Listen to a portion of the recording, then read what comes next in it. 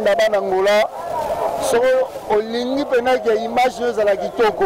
Et puis soko lingi pena o le na mission o kangije Mboka Livre TV ne azama kambo parce que yende akogola idéologie na indusa na kata masolo oyo ya ba émission Mboka Livre, émission qui takas. Vous s'abonnez massivement l'émission Mboka Livre. Les émissions d'habitude tout va congolais. Vous avez plaisir de l'émission. Regarde ça, je te flatte pas. La bellissima de la presse, toujours belle. Naléli, ma soeur, Yoyebi. Je regarde ça, je te flatte pas mon frère. Yoyebi tout dans les lélo, réseaux sociaux. Et comment on domine Bisso Ataba. Mboka Livre Émission TV, votre chaîne de divertissement.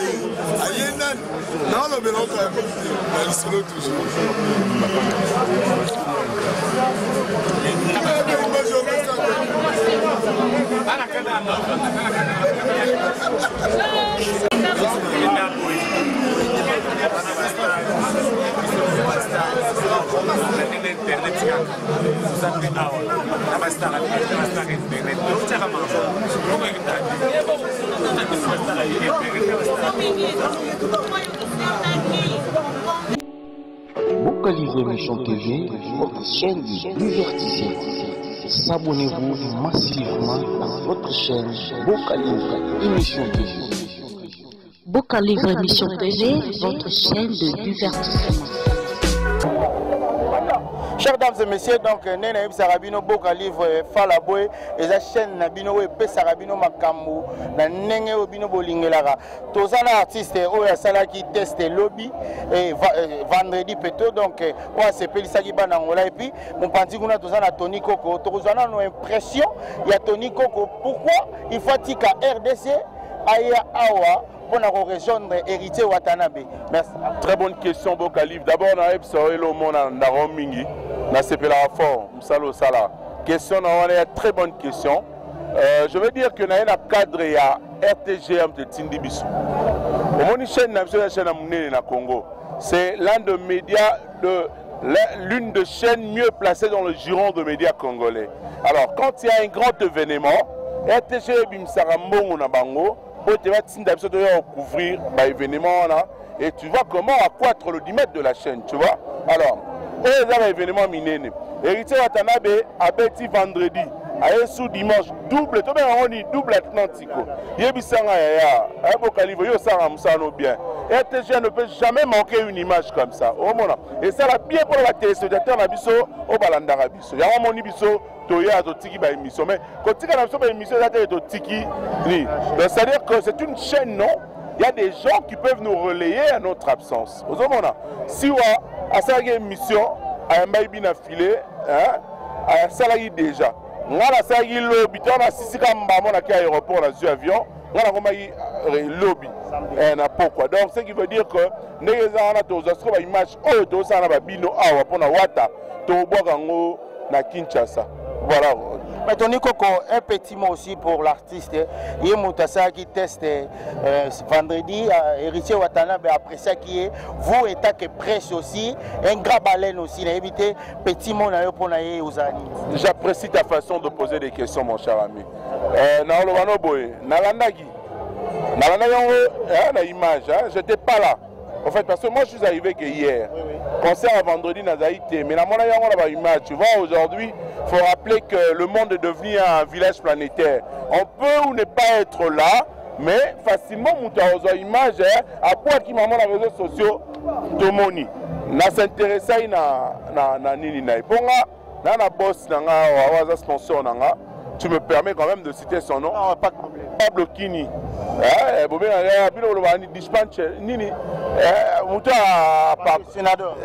Voilà. Donc, à un grand déclarant à Luanda. À Tineléra, image, mon côté, il y a un podium pour Solana. Il se fait appeler aujourd'hui comme un petit Wata. Parce qu'il apprécie la musique et la voix de Héritier Watanabe. Évidemment, il est dans le trace Héritier Watanabe. Parce que Héritier Watanabe, à l'équipe à Mikolo, Héritier Watanabe est parti de chez Jibem Piana, vous le savez. Héritier Watanabe est passé dans Wenge Musica Maison il y a beaucoup d'années. Héritier Watanabe, son idole également, c'était Papa Wemba, à son âme. Héritier ne faisait qu'interpréter Papa Wemba. C'est ce qui a fait aujourd'hui qu'Héritier a commis Mukolo dans Wemba. Si il est là, il y a un Simana, il y a un frère, un bon chanteur. Na choqué, la vérité. Na choqué, c'est un bon chanteur. Na c'est plein de la pomme. Na bomi moto. Donc là c'est. Oui, mais tu sais, on est un bon chanteur. Ayemba qui a l'ingénieur de ce c'est le monde à podium pour aller que la héritier. Oh, quand on vient faire un truc, on ne vient pas pour de passer la personne. Ça, c'est un conseil que je suis en train de lui prodiguer en Boya. Ce que je peux lui dire est que il faut amener sortement la concurrence loyale. La concurrence loyale, mon cher ami, ça crée une émulation. Et l'émulation aussi en nous crée l'envol et le succès des artistes. Alors lui, il peut espérer suivre un artiste comme Héritier Watanabe.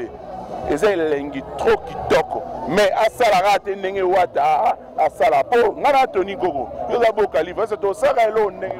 mais il le fait bien, il chante bien, il est beau, il est propre. Pourquoi? Wataza propre à la Boga. La musique, c'est un bon honnête, Boga, à la Tibien, Bandier les bélés, Bazalaza.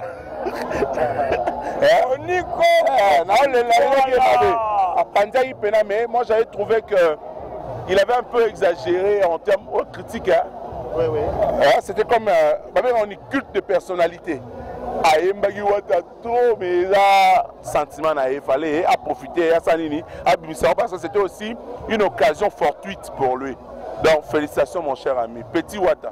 Ce qu'on a enseigné l'homme. Et monsieur Zarayote, na kotika encore en tant que journaliste. Nous sommes des collègues. Il y a l'homme et sans Wata.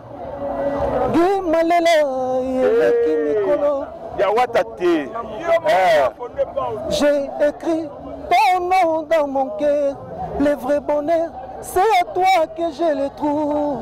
Fondé pour toujours dans ma vie, fondé pour toujours dans ma vie, fondé Elia Kobo. Atababandeli mokil mille fois au côté je t'aime comme une folle et je suis là pour te porter dans mes bras pour toujours et aussi longtemps. Naïe pour une nation ya yemba. Son héritier Watanabe pena. A pena nango siko a improviser siko eloko. Et que ça linga bien mobo. S'il faut suivre elo ezabia tobo yate. Ngai désormais je le dis en Angola ici devant tout le monde. Na soutenir na tchai maboko. Wata fois zoye. A meme na kin. Obi biso le ne boma biso lelo bendu le pa. Ya sikapé ba oyate webi. Faut que ma matière est à la boîte sur l'émission de Salanini et à la macaque. Là, on a madame Taïbanité. Là, mon ami est animé, n'en est pas dans le zoé. Là, on sait que Fifi Siwa, c'est ma soeur. Là, on sait que Siwa a zoé pe na plateau dimanche. Là, on a joué samedi, il y a joué dimanche. Tout ça, les RTG à la maison et à mon néné. On va promettre, si tu viens à Kinshasa, na combat va beaucoup livre, Batutu à Kalouji, Batutu Bazawa, je vais te soutenir. Mais une seule condition, que s'enfler d'orgueil, papa. So le lo watamacho podium na ye. Alors il y a mo wa na kata mais abendio. Pour na kombo comprends yo ce qu'on a mis album ne do beta danger travailler moi banze mon mingi na plateau na émission nze mon amour véritable oui bien kitoko boye basi wapi mama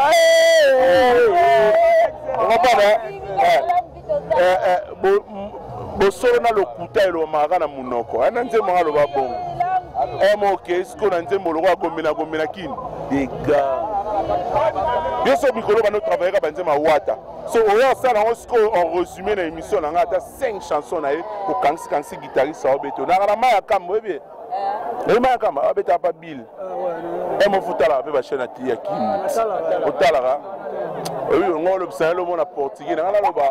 Oh, on a l'observé le monde Tony Kokokuto là, un petit mot pour Boka livre chaîne na yo CP la ranango na babonné na biso.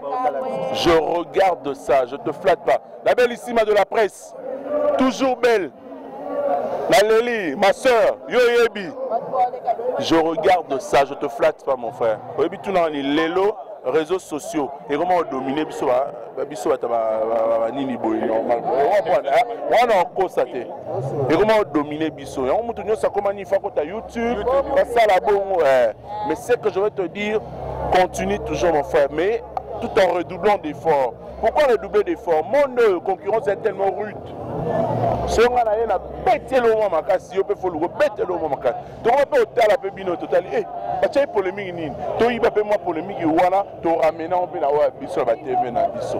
Continue mon cher ami. Ne te fatigue pas, même s'il y a quelqu'un qui vient pour te critiquer en menant ma baie. Adam Dacholio Neni, mon cher. Ah, mon cher, la roue tourne. Le logo pèse là, mon frère. Mais bon, toi, tu es déjà dans le chemin. Mais non, on sait en obé. Pendant temps, on va livre trop. Tant qu'on va livre pour la boca livre à la baie. Et puis moi, quoi. Donc, je suis artiste, Oyoki Yomogo, Nenge Tony Koko, Apesio Conseil à Moulaï, Tony Koko à Sooli Nayo, n'a habité et Salioni. Ouais, Salinga bien fort, Tara, grand roi Bango. Tout le monde va lever la mboka, na micho lever les chacha watara. Alors moi qui toko pour n'angai donc ils aiment mais c'est mon makas. Ni on le bezate donc sentiment les makas. Si ko chacha watara, émotion ni nos ala kinango tango héritier wata a sepela ginayo pe acheyo na ligne d'attaque na ye obi na sebe na ye salagi oni. Ils salenga bien fort. Ils salenga bien fort. Ils aiment moko ba rêve na ngadi na zara na ngo. Osue na ngai ma ba rêve na ngezala na za pembe na gogan.